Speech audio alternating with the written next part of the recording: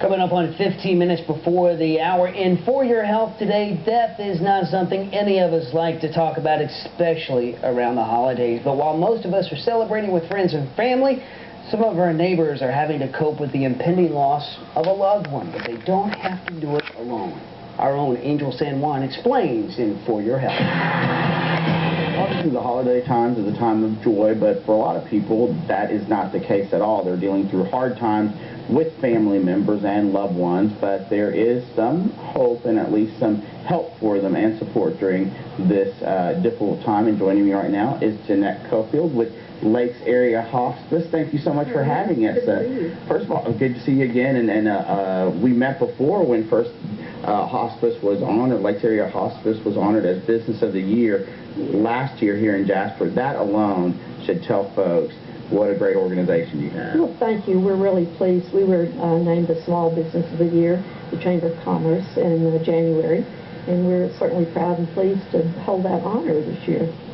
And tell me, we were talking earlier about just how difficult a time period it can be for people going through the impending loss of a loved one, but you're basically here to say, while the world might seem that it's going by you with people shopping and the good times of holidays, you're here for those folks that might feel lonely. Right. When a family member is experiencing a serious illness, everyone's affected, as you know.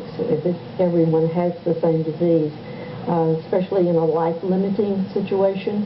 And we act as a family and a family support. You know, our philosophy is to treat each family as if it were a member of our family. So we're there to hold hands, to treat the illnesses that are going on, to make the symptoms better, to generally provide support.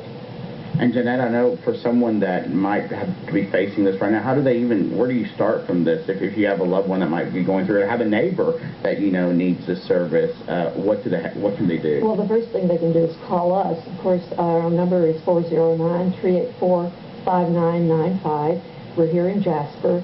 Call us and let us know what information you might have, and then we can perhaps contact that family.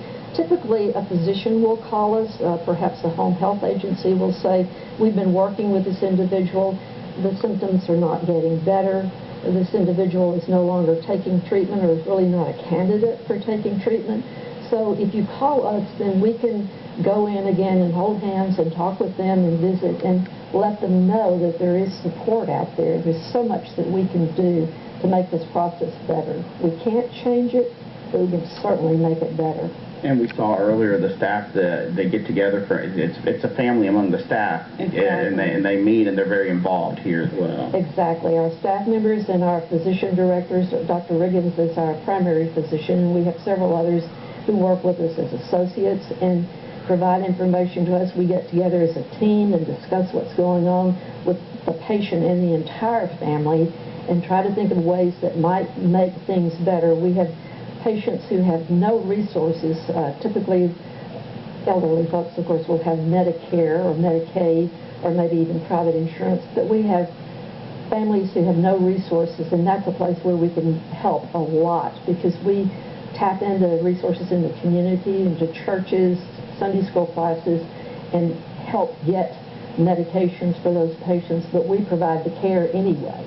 And I know the staff and volunteers is great. They try to continue the joy. In fact, I know they dress like clowns, spread cheer. That's always a neat thing as well. That they at least keep some cheerfulness in these tough times. Absolutely. Our Hope family is organized as a group of volunteers, and they go into nursing homes or they go to churches and civic groups and kind of lighten the spirit of end-of-life care. It's not extremely pleasant, but we know, God makes the decision about when people are going to leave this earth. But while they're here, we try to do everything we can to improve the quality of life.